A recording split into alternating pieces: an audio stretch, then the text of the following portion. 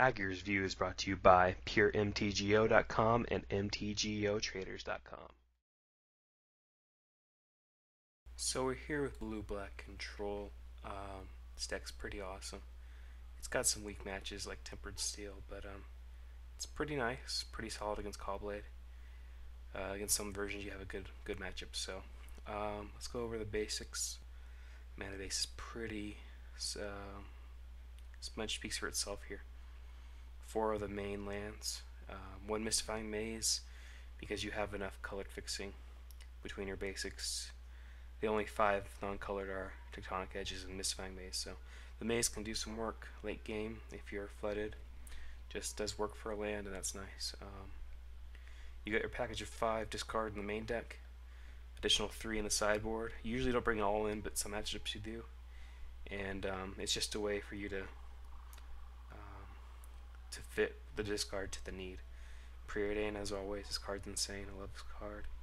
Doomblade and Gopher Throat split up 3-1.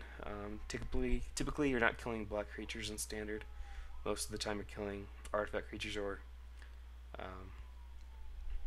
every other color. So usually, Doomblade is better. Sometimes Gopher Throat is better though. So there's a split there. 1 end of the Royal. It's just enough to keep your opponent honest on certain cards. You can often use it with Liliana Vess if they throw the last card down in their hand, bounce the card back to their hand, discard Liliana Vess, etc. There's a lot of things you can do with it. Or you can bounce a card back and use a discard spell. So it's really interesting. Mana Leaks, as always, just a solid card there. Dismember as a cheaper removal spell. It doesn't deal with everything, but it deals with a lot of stuff, so it's really nice. 4J Spellrends. What you really want to do is really disrupt your opponent early game. If you can land a couple of discard spells or discard into a Mana Leak into Jace, you can usually get off a pretty nice start there. So this guy is your Honden of Seeing Winds in the deck, and it's what you need.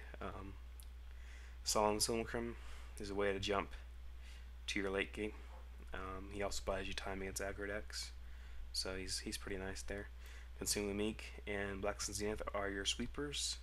Consume is better against cards it's like Tempered Steel and a couple other play setups. It's also pretty good against Caw-Blade when they animate a Celestial Colonnade and attack with 3 Hawks or something. It's a bit of a blowout in some situations.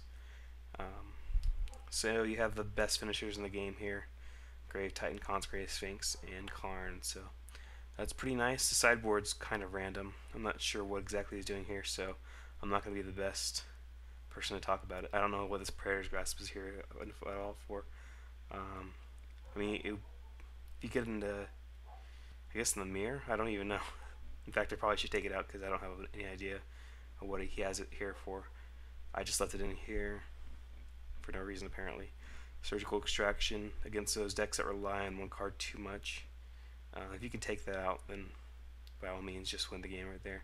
Volition Drains for the blue matchups where they're trying to resolve Planeswalkers. Memoricide for decks like Valakut. Take away Primeval Titan. Flash Freeze for Valakut. And you got your setup here against aggro. You can bring in extra Black Sun Zenith and Warriors Figures. The Pierce Strider against red decks. Despise against creatures / Planeswalkers decks. And Duress and the situations where you don't want to have Duress.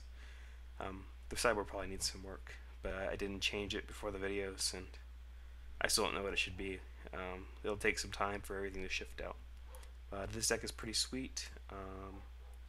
Hope you give it a try, and I'll talk to you later. If I can find the stop button.